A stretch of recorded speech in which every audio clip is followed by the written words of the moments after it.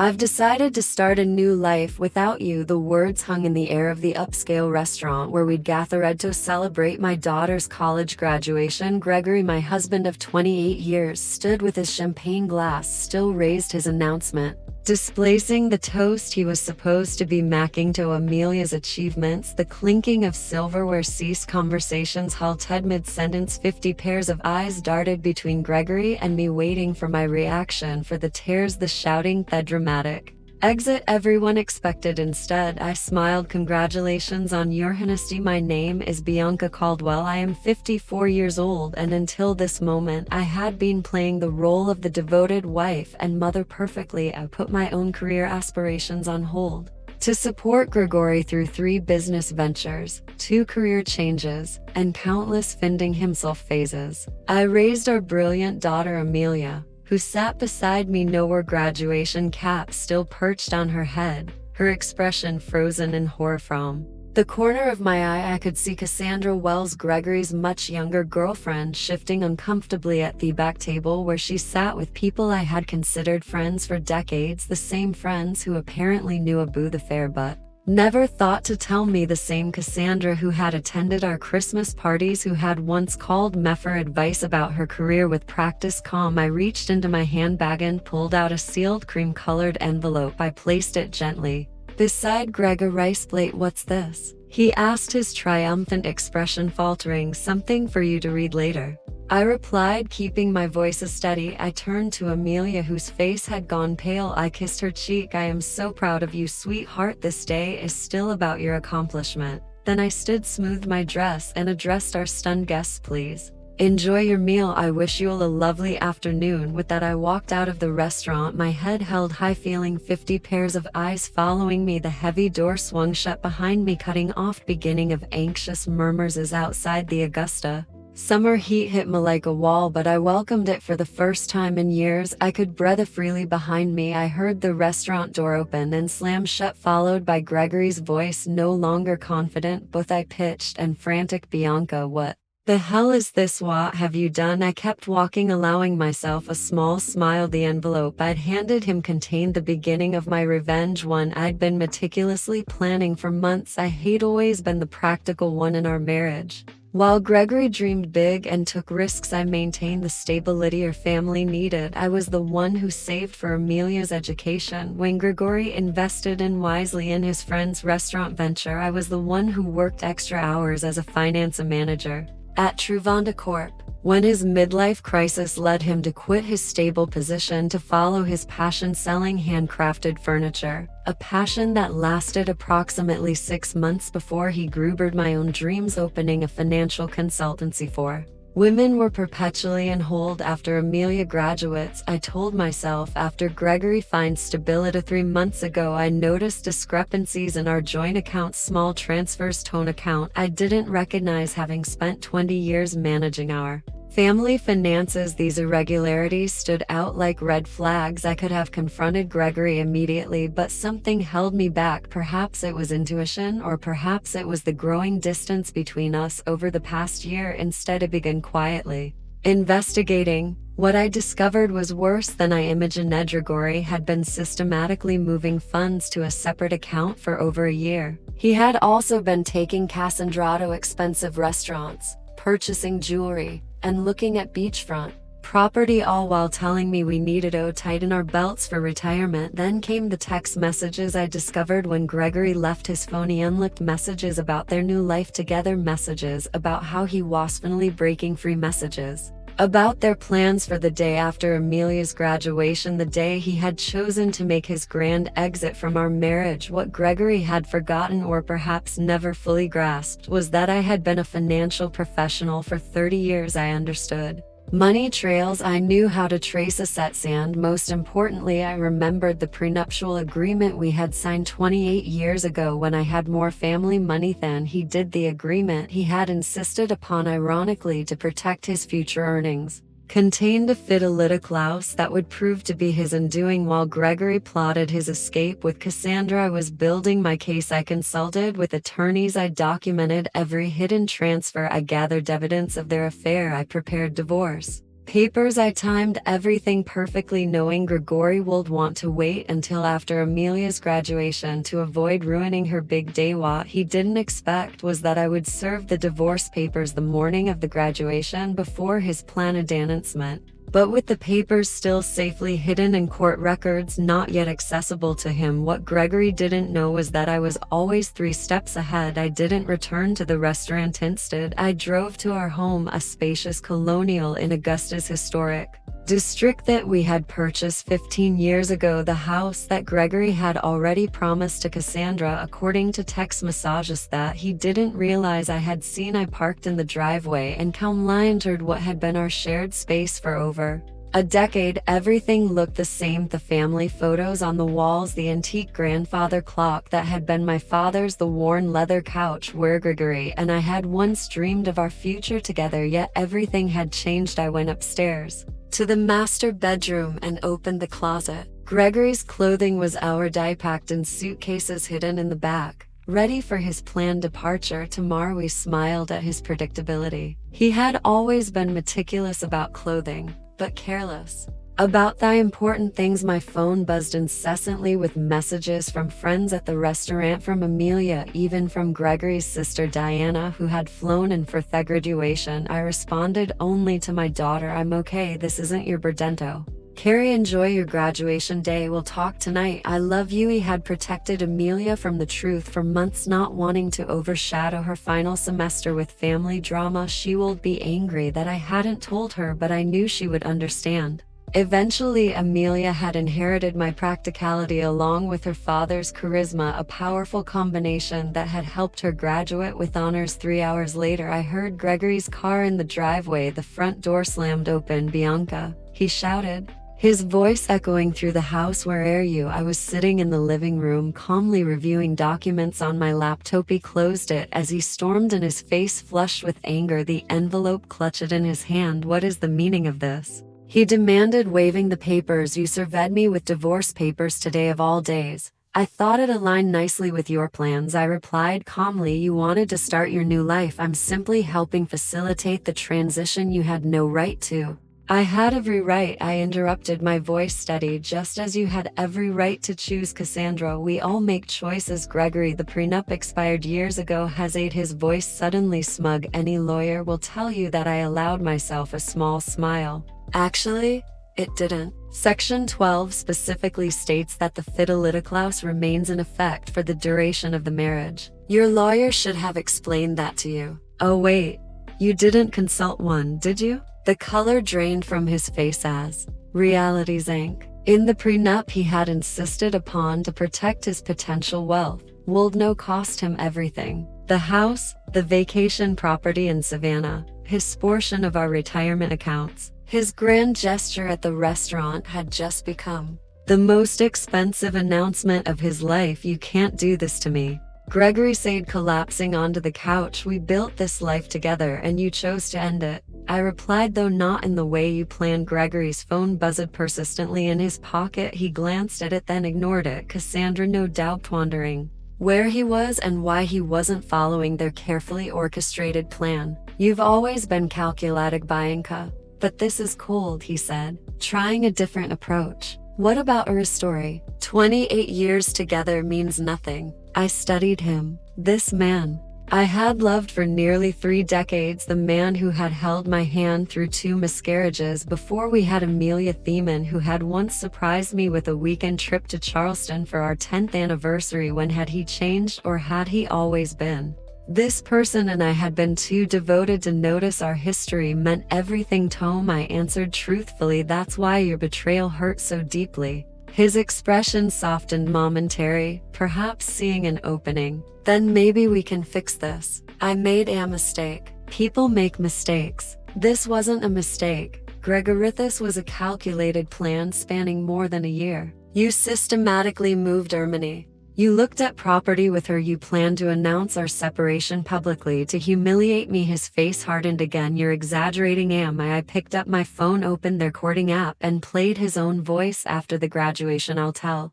Her "it's over a public setting is better she won't make a scene in front of everyone" than Cassandra's voice, and Shay has no idea about the money. Gregory again, none. Bianca trusts me completely, that's her weakness. The blood drained from his face. You recorded our conversations, that's illegal. Not in Georgia. When one party consents, I responded, and not when it's in your own home. I didn't record your private moments with Cassandra. I'm not cruel, just the conversations about your plans to defraud me. Gregory stood suddenly agitated. I need to make some calls, of course. I said your attorney might be a good start. I'll be staying at Diana's tonight. Diana's? He sputtered. My sister Shouse. I nodded. She's quite upset with you. Actually, she was the one who first spotted you and Cassandra together last Christmas. She didn't tell me immediately. She confronted you first. You promised her it was nothing, that you would end it. When she realized you hadn't, she came home. This was another blow he hadn't anticipated. Diana and I had always been close, but Gregory never imagined his own sister would choose my side. Everyone's betraying me, he muttered. Ironic, isn't it? I gathered my purse and a small overnight bag I had packed earlier. You have until tomorrow evening to remove your things from the house. After that, the locks will be changed. As I headed toward the door, Gregory called after me, desperation in his voice. What about Amelia? Have you thought about how this affects her? I paused, anger finally breaking through my calm facade. Don't you dare use our daughter as a shield, Gregory. You certainly weren't thinking about her when you were planning your new beachfront life with Cassandra. His phone buzzed again. This time he looked at it and groaned. Problem? I asked. Cassandra is at the apartment already. She's moved her things, and I couldn't help but smile. The apartment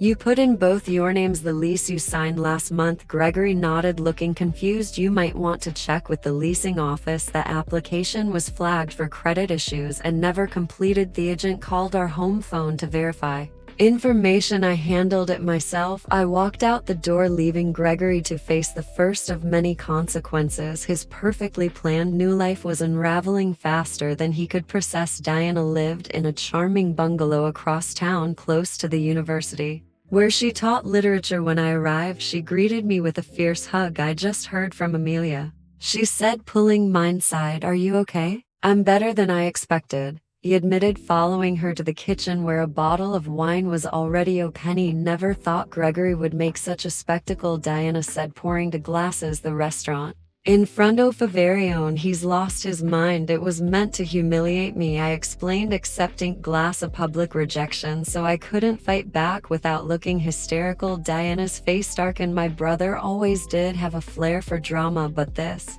is beyond anything I expected from him. We settled in her sunroom, surrounded by potted plants and bookshelves. Diana had never married, preferring her independence and academic pursuits. Over the years, I had sometimes envied her freedom. What did you put in the envelope that made him so upset? Shiaskidi explained the contents: the divorce filing, the evidence of his financial deception, and most importantly, the prenuptial agreement that would leave him with far less than he had planned. The prenup, Diana mused. You remember when he insisted on it? Father had just given him that money for his first business, and he was so worried about protecting it. She laughed bitterly. The irony is delicious. My phone rang. Amelia. I took a deep breath before answering. Mom, she said immediately, her voice strained. I'm coming over to Aunt Diana's. Honey, you don't have to. I'm already on my way, she interrupted. Dad is telling everyone you've lost your mind, that you've been planning this for months. He's saying horrible things. Of course he was. Gregory always rewrote narratives to cast himself as the victim. Let him talk, I said. The truth will become clear soon enough. 20 minutes later, Amelia arrived, still in her graduation dress, but with her makeup smudged from crying.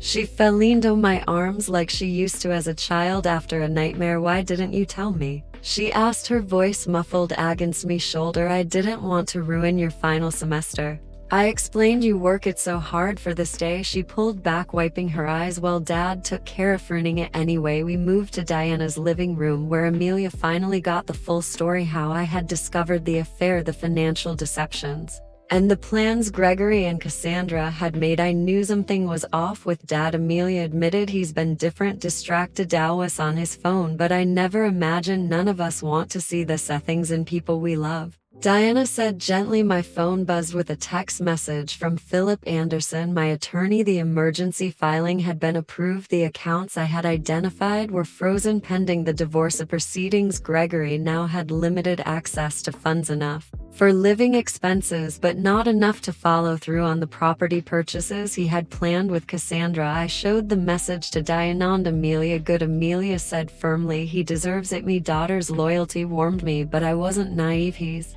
still your father, I reminded her. Your relationship with him is separate from what's happening between us. Amelia shook her head. Maybe someday, but right now I can't even look at him. He hugged me this morning and told me how proud he was, all while planning to blow up our family. Hours later, the doorbell rang, interrupting our conversation. Diana went to answer it, returning moments later with a troubled expression. It's Gregory, she said, and he's not alone. I steeled myself as Diana led Gregory and Cassandra into the living room. Cassandra looked uncomfortable, shifting her weight from one foot to the other, her eyes darting around the room. She was 37, not exactly a trophy wife, but still 17 years my junior, with shoulder-length bold hair and the kind of confidence that comes from never having faced real hardship. Gregory, by contrast, looked furious. His earlier desperation had hardened into anger. Bianca, you need to stop this insanity, he demanded. Unfreeze the accounts. We can discuss this like reasonable adults. Amelia stood up, placing herself slightly in front of me. Maybe you should have tried being reasonable before announcing to everyone that you were leaving, Mom. Gregory's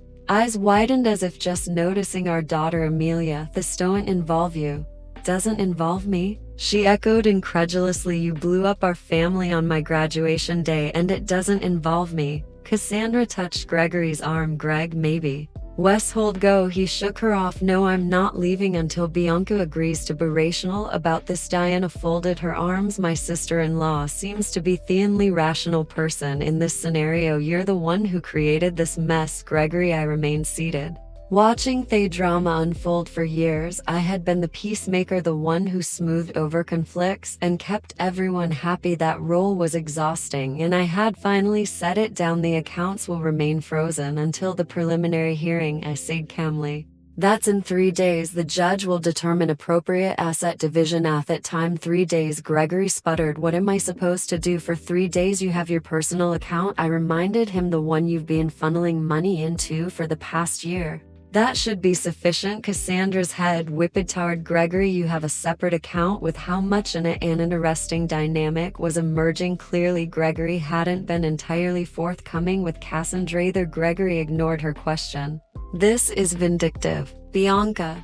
This isn't like you. Perhaps you never really knew me, I replied, just as I apparently never really knew you. Amelia turned to Cassandra. Did you know he was going to announce it like that at my graduation Sabetan? Cassandra had the decency to look ashamed. I thought he was going to talk to your mother privately. The announcement today wasn't expected. Gregory shot her a betrayed look. Cracks were already forming in their united front. I think you boths hold leave, Diana said firmly. You've upset Amelia enough for one day. Amelia, Gregory pleaded, you understand that relationships change, don't you? Some mess people grow apart. My daughter's face hardened in a way I had never seen before. What I understand is that you're a coward who couldn't even give Mom the dignity of a private conversation. What I understand is that you were stealing from our family while I was working 2 jobs to help pay for my textbooks because you said money was tight. Gregory appalled. That's not how it was. It's exactly how it was. Amelia cut him off. Please leave, Dad. I can't look at you right now. The silence that followed was deafening. Finally, Gregory turned to go, Cassandra trailing behind him at the door. He paused and looked back at me. This isn't over, Bianca. I'll fight you on this. I met his gaze teetily. You're welcome to try. After they left, Amelia collapsed next to me on the sofa, tears streaming down her face. I've never talked to Dad like that. I wrapped my arm around her shoulders. Sometimes standing up for what's right is painful. Diana brought us fresh glasses of wine to new beginnings, she said, raising her glass. Indeed, I thought this ending was just the beginning of something new. The preliminary hearing took place in a small courtroom on a rainy Tuesday morning. I arrived with my attorney Philip, while Gregory came with a lawyer. He had hastily retained a young associate from a firm that specialized in corporate law, not family matters. Gregory's poor choice of representation was yet another consequence of his rushed planning. The judge, an older woman with sharp eyes and no patience for dramatics, reviewed the prenuptial agreement carefully. "This document appears to be in order," she said, looking over her reading glasses at Gregory's attorney. "Do you contest its validity?" The young lawyer cleared his throat.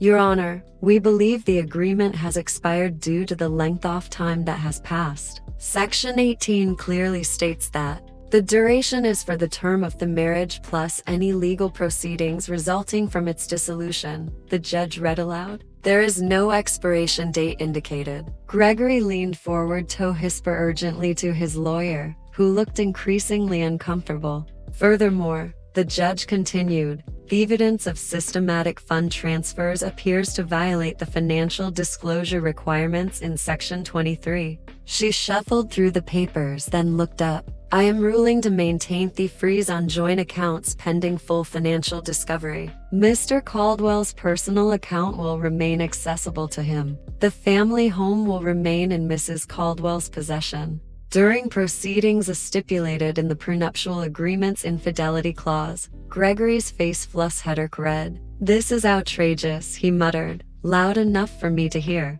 The judge fixed him with a stern look. "Mr. Caldwell, I suggest you review the agreement you signed more carefully. This court will reconvene in 30 days for the full hearing after discovery is complete." As we left the courtroom, Gregory caught up to me in the hallway. "Bianca, please. We need to talk about this reasonably. 28 years together has to count for something." "It counted for everything," I replied, "until you decided it didn't." I walked away, leaving him standing alone in the courthouse corridor, the weight of his choices finally beginning to sink in. Word spread quickly through our social circle. Friends called daily, some offering support, others seeking gossip. I maintained a dignified silence about the details, simply saying, "Gregory and I are separating. These things happen."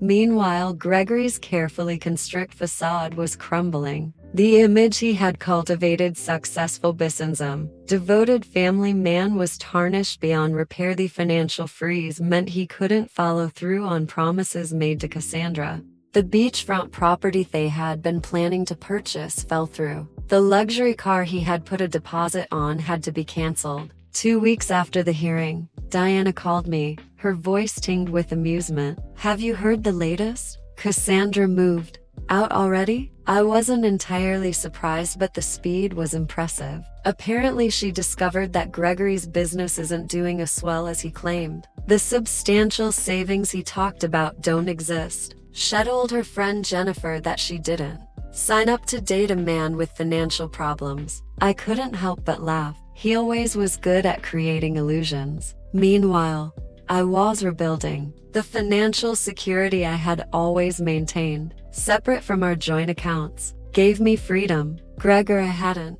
anticipated. I rented a small office space downtown and began setting up the consultancy I had dreamed about for years. My first clients were to women going through divorces of their own. Word of mouth brought more. I specialized in helping women understand their finances during major life transitions, divorce, widowed, career changes. The work was immediately fulfilling, in a way my corporate job never had been. Amelia, who had accepted a job with a marketing firm in Carlston, called me regularly.